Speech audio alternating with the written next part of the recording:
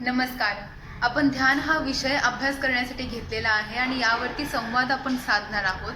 हा विषय खूप मोठा असल्यामुळे आणि तो एकदम नीट समजावा याकरिता मी याचे भागसुद्धा केलेले आहेत, म्हणून तुम्ही प्रत्येक भाग पहा आणि ध्यानाकडे वळा.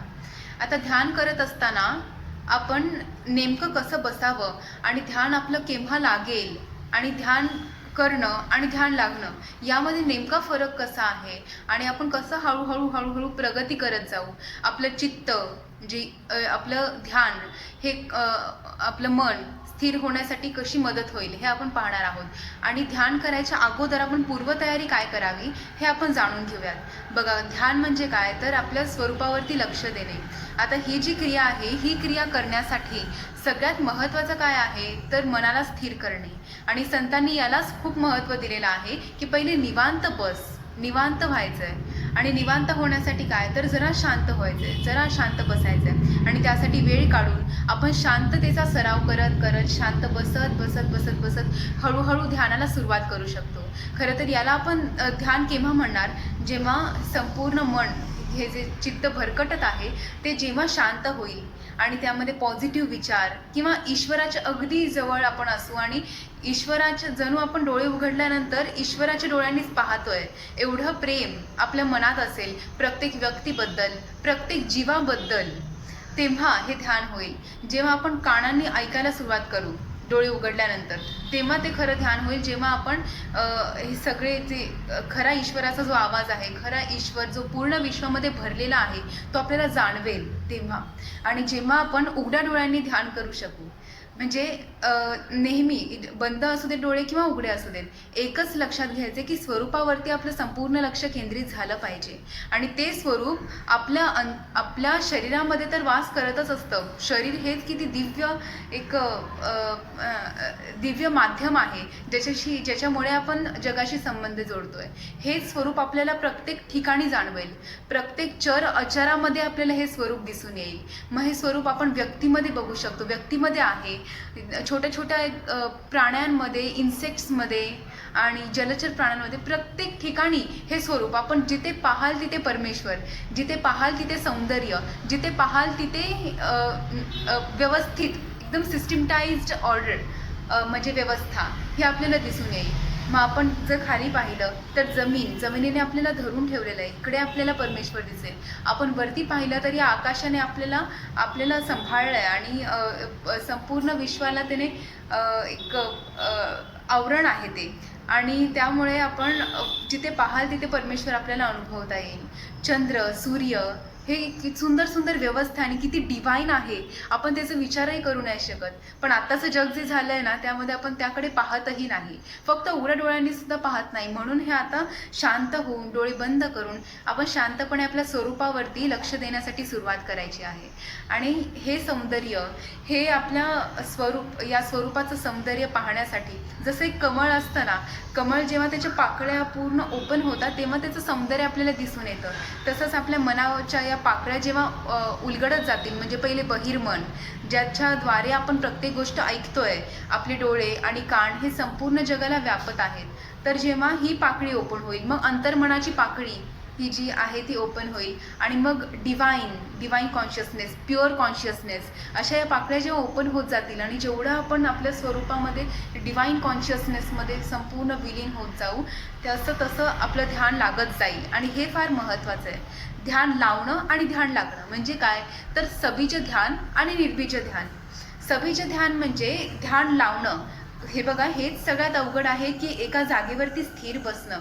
आणि यासाठी अष्टांग योग म्हणजे महर्षी पतंजलीने अष्टांग योग हे ज्या पायऱ्या ज्या दिलेल्या आहेत, म्हणजे ध्यानाच्या अगोदरच्या 6 पायऱ्या.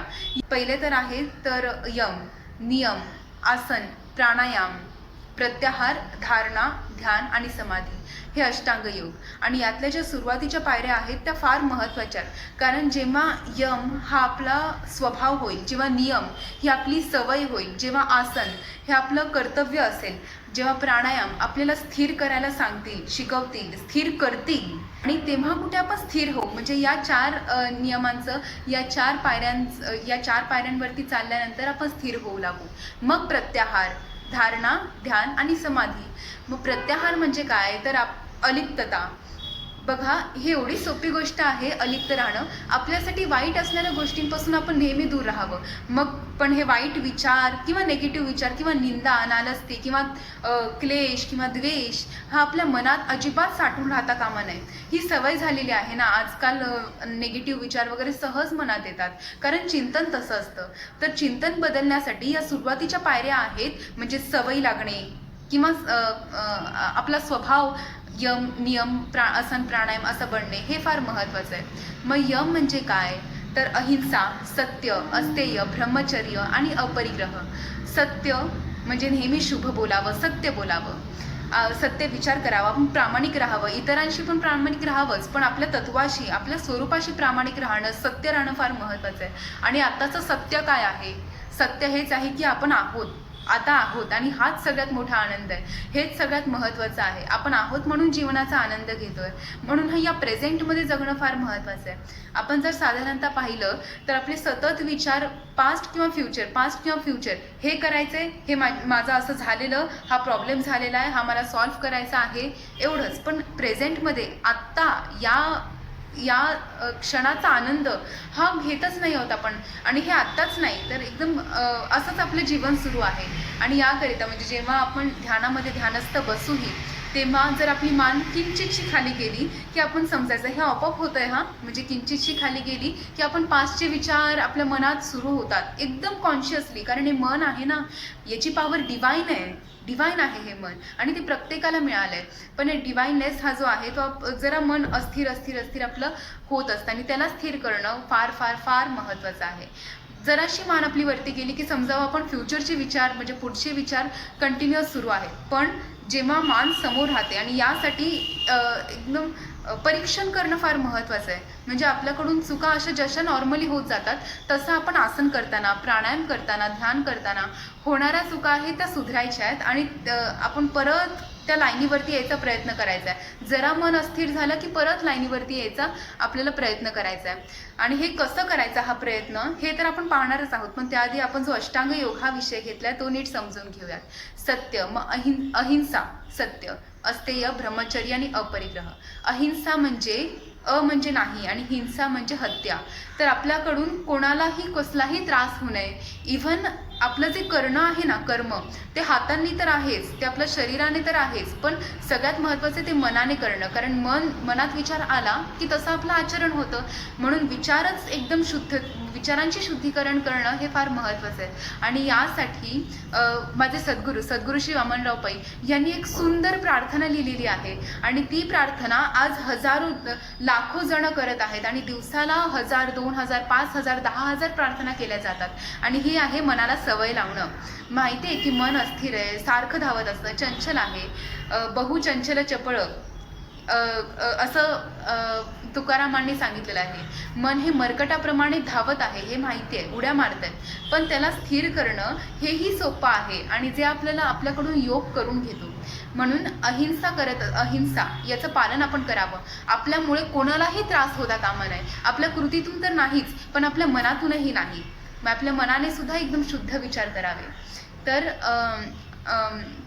अहिंसा, सत्य, अस्तेय म्हणजे चोरी न करणे, म्हणजे नाही, स्तेय म्हणजे चोरी.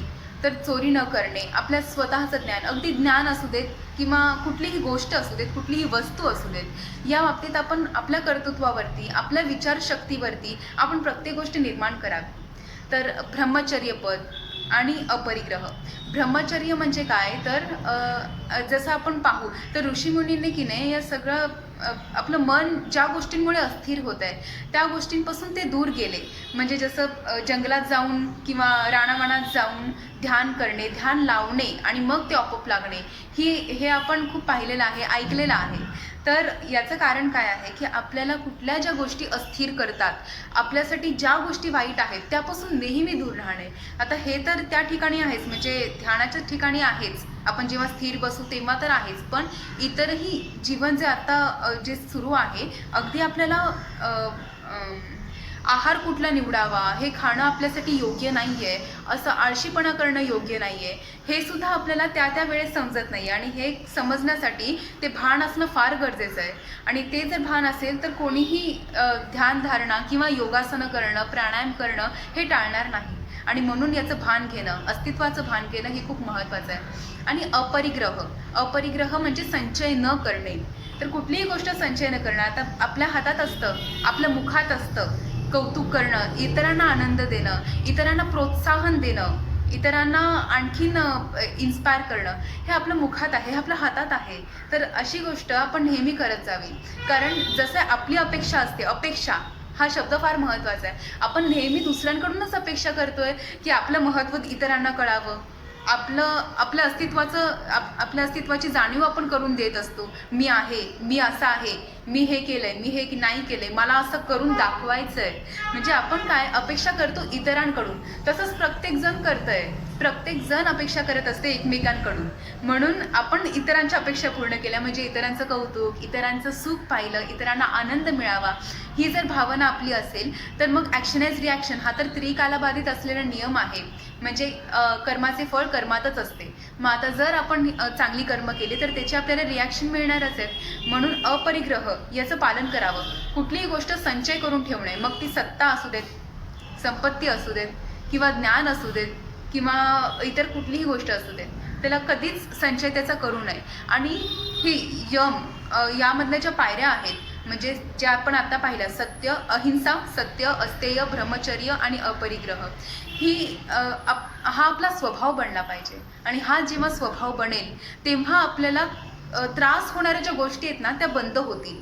म्हणजे आपल्यात जर प्रेमभावना, कृतज्ञता भाव हा जर निर्माण झाला तर आपण इतरांशी वागताना सुद्धा त्याच भावाने वागू आणि आपली दिनचर्या तशीच असेल. आणि त्याचे रिॲक्शन्स आपल्याला काय मिळतील तर कुठलेही क्लेश नाही, कोणाबद्दलही द्वेष नाही, काहीच मत्सर नाही, ना कोणाचा क्रोध, ना काही सगळ्यापासून दूर राहावं. आणि यामुळे मन स्थिर होईल, यामुळे आपण त्या क्षणाचा आनंद घेऊ शकू.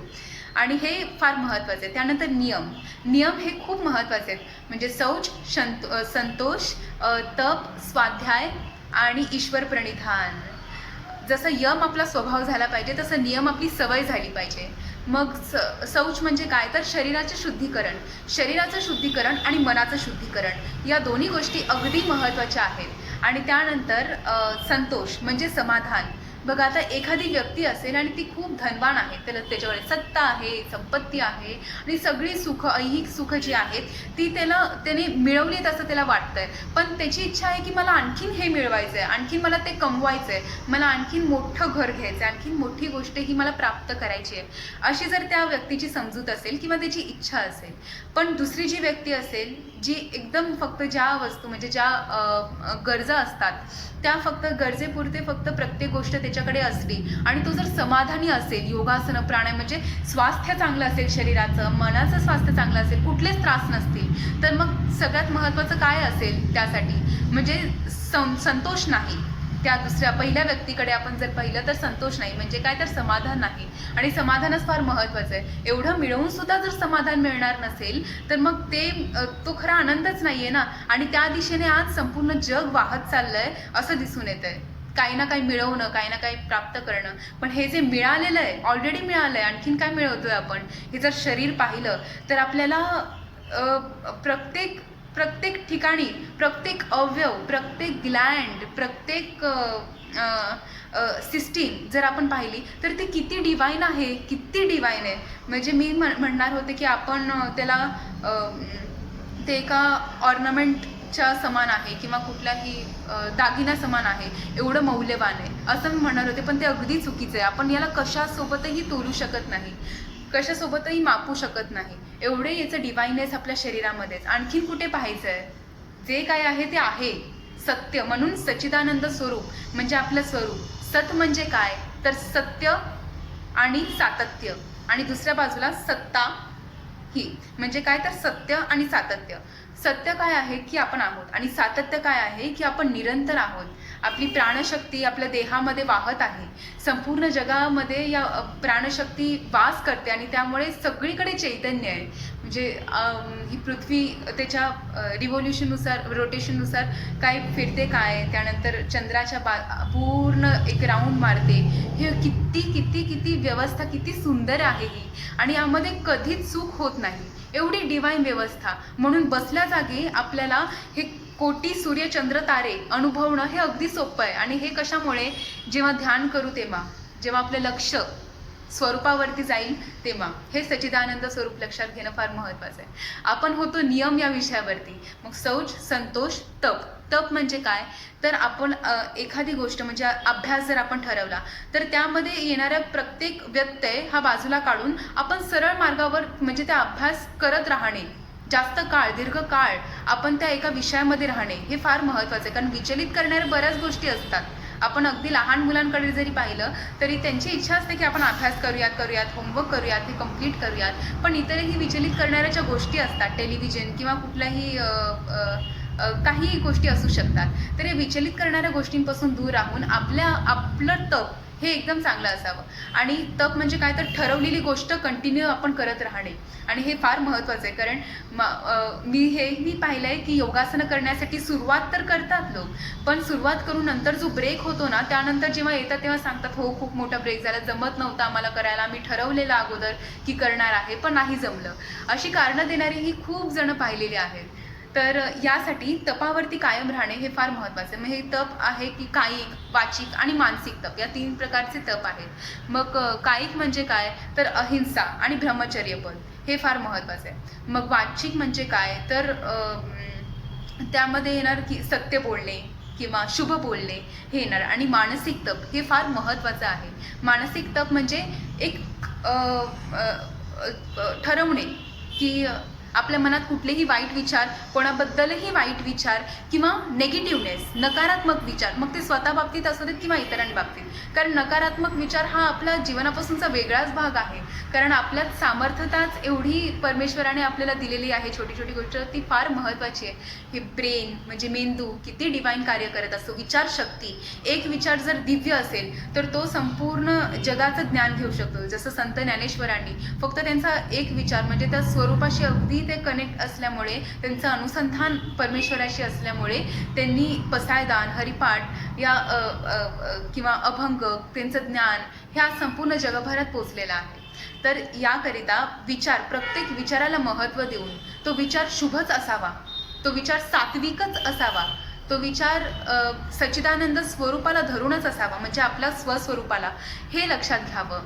तर हे तप, मानसिक तप हे आहे. तसंच नेक्स्ट आहे ते स्वाध्याय. स्वाध्याय म्हणजे स्व म्हणजे स्वतःचा म्हणजे स्वरूपाचा अभ्यास, स्वतःचा अभ्यास जो आपण आता करायला घेतलेला आहे, ज्याची सुरुवात आपण केलेली आहे.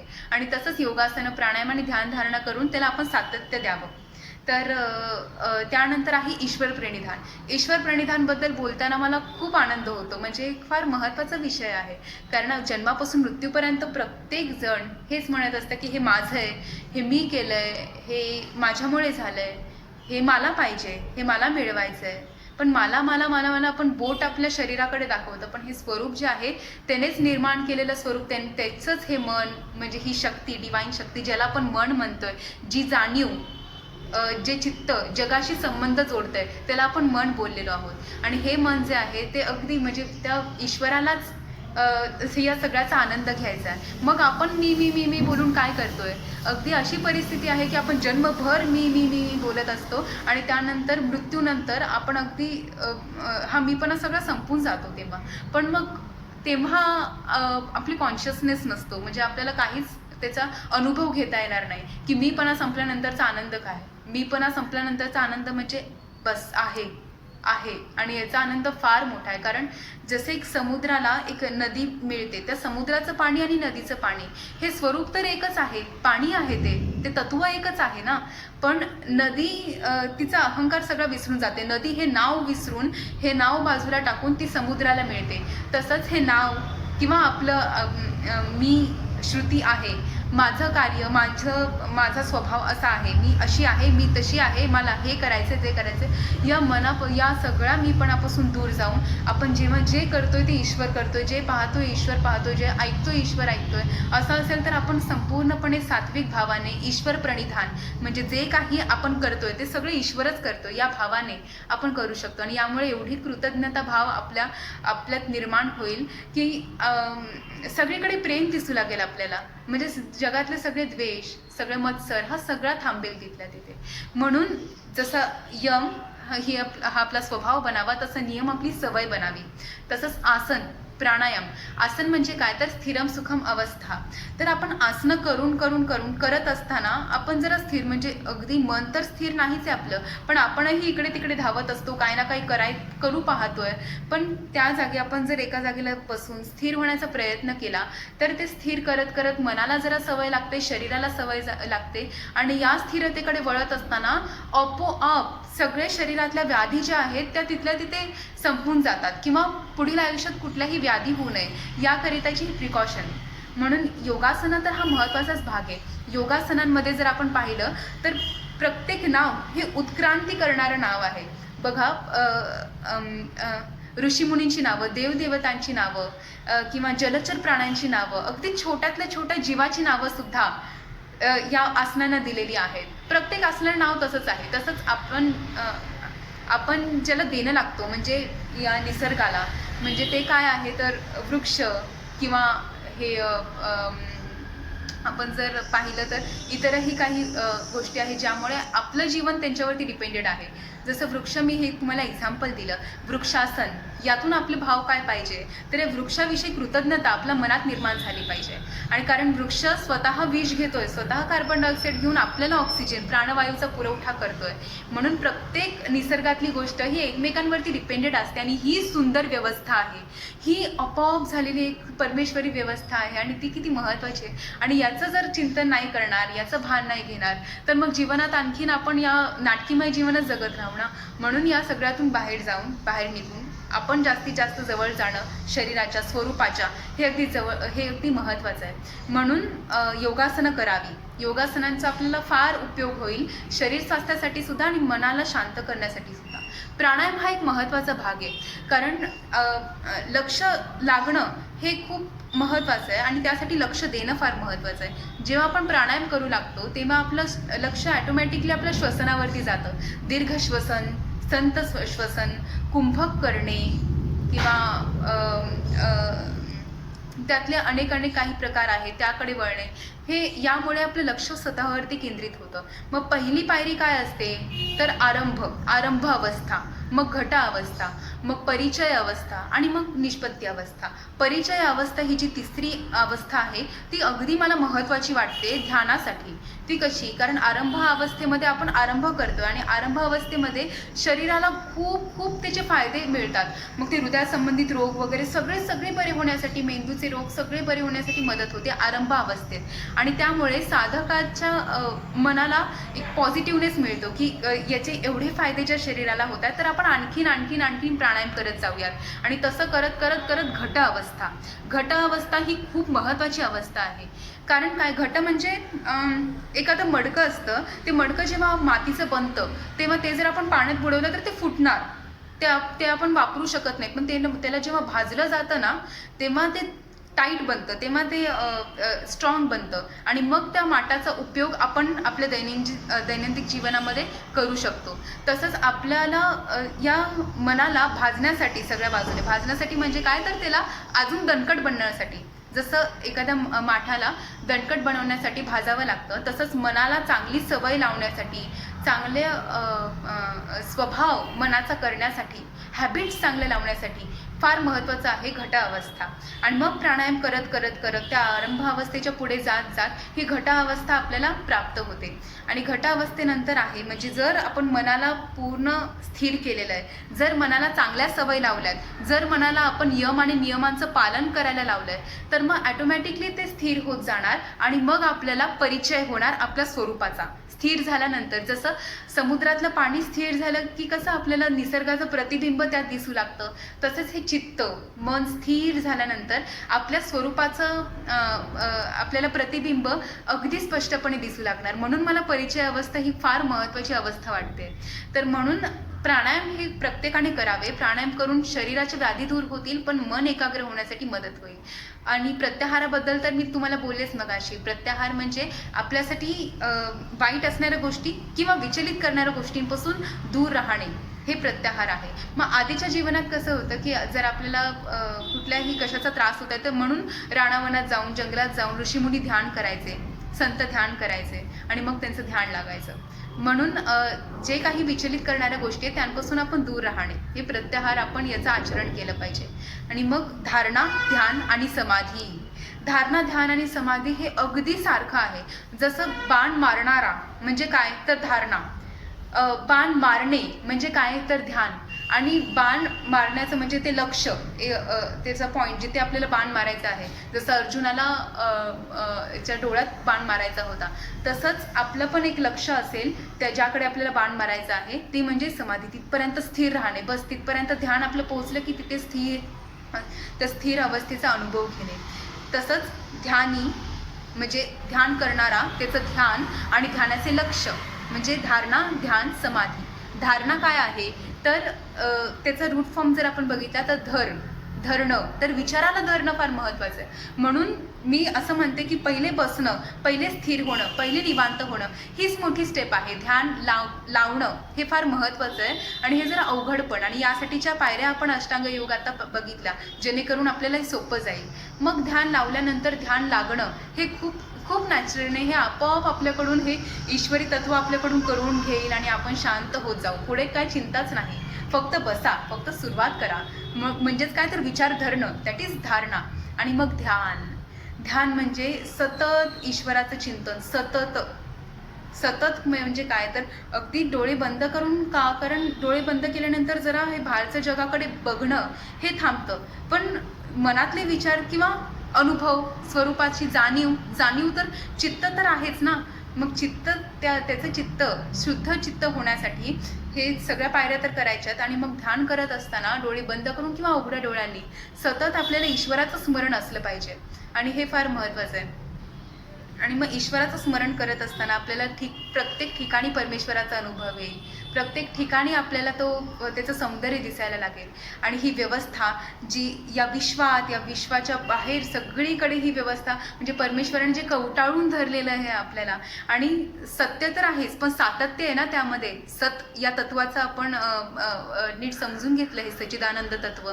तर सत्य आणि सातत्य, सत्य म्हणजे आहे, सातत्य म्हणजे निरंतर आहे, आणि हे कधीपासून कधीपर्यंत हे काहीच नसून एवढी सुंदर व्यवस्था आपण हे जीवन जे जगत आहोत ते आपले डोळे बंद केल्यानंतर आपल्याला जाणवेल की वायू जे शरीरामध्ये पूर्ण वास करत आहेत. हे खरं तर मी प्राणायाममध्ये आता सांगणार होते तुम्हाला. एक प्राण, अपान, व्यान, समान, उदान वायू, त्याचे उपप्रकार नाग, कूर्म, कृकर, धनंजय आणि देवदत्त वायू यांचं कार्य जे शरीरामध्ये असतं, त्यांच्या कार्यामुळे शरीरातले प्रत्येक गोष्ट ही चैतन्य शक्ती शरीरामध्ये वास करते, आणि जेव्हा हे चैतन्य निघून जातं तेव्हा तो मृतदेह म्हणून मृत्यू होतो.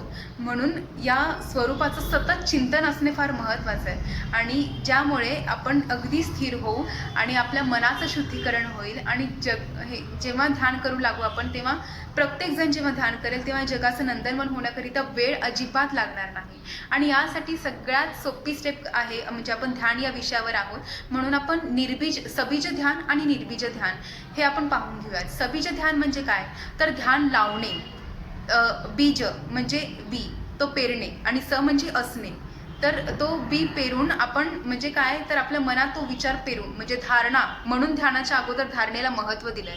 हा बीज पेरून आपण सतत त्या ध्यानाकडे संपूर्णपणे लक्ष देऊन आपण वाटचाल जेव्हा करत जातो ईश्वराच्या त्या ठिकाणी, तेव्हा हे ध्यान साकार होईल. तेव्हा हे ध्यान आपल्याला आपल्या स्वरूपाकडे जेव्हा ध्यान लागेल तेव्हा ही शांतता आपल्याला अनुभवता येईल. म्हणून सबीज ध्यान म्हणजे ध्यान लावणे.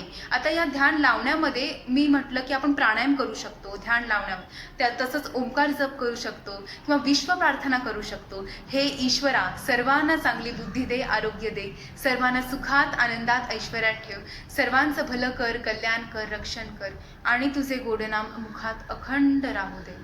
ही जी प्रार्थना सद्गुरू श्री वामनराव पैंने सांगितलेली आहे, लिहिलेली आहे, ही खूप महत्त्वाची आहे, ज्यामुळे आपण लगेच स्थिर होण्यासाठी किंवा आपल्या मनाचं शुद्धीकरण होण्यासाठी लगेच आपल्याला उपयोगी पडेल. तर ही प्रार्थना सतत गुणगुणत राहणे म्हणजे आपल्या मनाला चांगली सवय लावणे. तर ही प्रार्थना सतत गुणगुणत राहा. मग ती बंद डोळ्यांनी उघड्या डोळ्यांनी कसंही, पण शांत होणं जरा महत्त्वाचं आहे, म्हणून डोळे बंद करून स्थिर होऊन आपण ही प्रार्थना करायला सुरुवात करावी. आणि मग प्रार्थना करत करत करत किंवा नामजप करत, नामस्मरण करत, मग नामजप काय, नामजप पहिले आणि मग स्मरण आपण आपोआप करू लागू जेव्हा नामजपावरती आपले लक्ष केंद्रित होईल तेव्हा. मग नामजप, मग आपण विठ्ठलाचं नाम घेऊ, रामाचं नाम घेऊ, असं नामजप करत करत करत आपलं त्याकडे लक्ष केंद्रित होईल आणि मग त्या विठ्ठल या शब्दाचा संपूर्ण अर्थ किंवा ओंकार या जपाचा संपूर्ण अर्थ जो आहे, वैश्विक अर्थ, तो आपल्याला दिसू लागेल. म्हणजेच काय तर स्मरण होईल. म्हणजे ओंकार जे स्वरूप आहे त्याने संपूर्ण ओंकार स्वरूप हे विठ्ठलाचं स्वरूप, हा विश्वी ठसावलेला हा जो विठ्ठल आहे तो आपल्याला अनुभवता येईल. म्हणून सबीज ध्यान ही सुरुवात आहे. आणि मग निर्बीज ध्यान हे आपोआप लागतं. म्हणून ध्यान लावणं हे महत्त्वाचं आहे, लागणं हे आपोआप आहे. आणि ध्यान करत करत करत मग त्याकडे आपण स्थिर राहिलो, एकदाच स्थिर झालो की मग समाधी, मग त्या समाधी अवस्थेचा आनंद हा साधक क्षणाक्षणाला लुटतोय. आणि हे मी तुम्हाला सांगितलं की आपण सतत काही ना काही केलेलं आहे किंवा काही ना काही करायचं आहे. म्हणजे पास्ट फ्युचर हे एवढंच करत राहतोय. पण हे जन्मभर सुरू आहे ना. मग ॲट प्रेझेंट आपण जगतच नाही आहे. आत्ताचं किती महत्त्वाचं आहे. म्हणून आता विश्वात्मके देवे असं संत ज्ञानेश्वरांनी पसायदानात पहिलंच वाक्य आहे, पहिलीच ओळ आहे. आता म्हणजे प्रेझेंटमध्ये जगणं हे सुरू होतं साधकाचं जेव्हा योग करायला त्याची सुरुवात होते. म्हणून असं करत आपण हळूहळू आपली साधना अगदी आपण त्याच्यामध्ये सहजपणे वाटचाल करू शकतो. सहज हे का म्हणते मी, कारण हा जो विषय आहे किंवा अगदी तुम्ही शब्द म्हणाल तर ध्यान हा शब्द ऐकल्यावरच कित्येकांना वाटतं की हा आपल्यासाठी नाहीच आहे. याने आपण का करावा, हा ध्यान का करावं, का आपण योगाकडे वळावं, का योग करावा असं वाटतं. कारण हा आपला विषय नाही आहे. आपण एखाद्या पदावरती आहोत, आपण एखाद्या क्षेत्रामध्ये आहोत किंवा आपण लहान आहोत, ही सगळी मोठ्यांची कामं आहेत. हे अजिबात असं न विचार करता याकडे वळणं फार महत्त्वाचं आहे. म्हणून म्हटलं की सोपं आहे, बस त्याकडे फक्त बसणंच हेच अवघड आहे. निवांत बसणं. म्हणून बसा, शांत व्हा आणि या स्वरूपाचा आनंद हा लुटत जायचा आपण.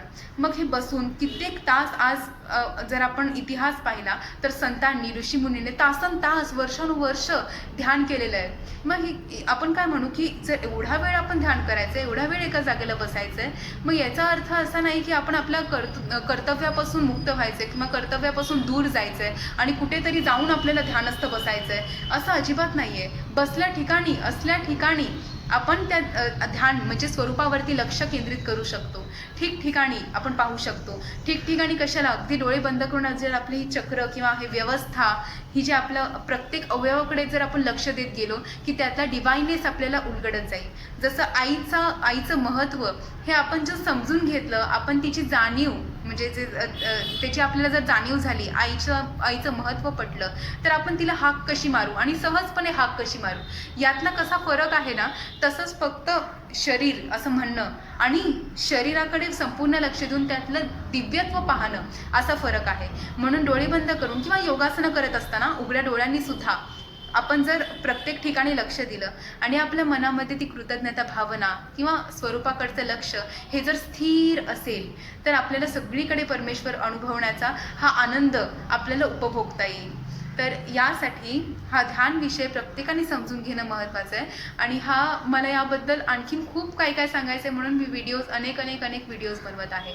तर असं अजिबात समजू नये की ध्यान केल्याने आपला वेळ जाईल किंवा आपल्याला काही करायचं आहे. कारण हा विषय जो आहे ना, तो सुरुवातीला एकदम खूप पटीने तो कडू लागेल, पण तो नंतर त्यातला गोडवा हा उलगडत जातो. जसं मी कमळाचं उदाहरण तुम्हाला दिलं. पण इतर जे विषय आहेत ना, त्याकडे आपण ध्यान आपोआप केंद्रित करतो.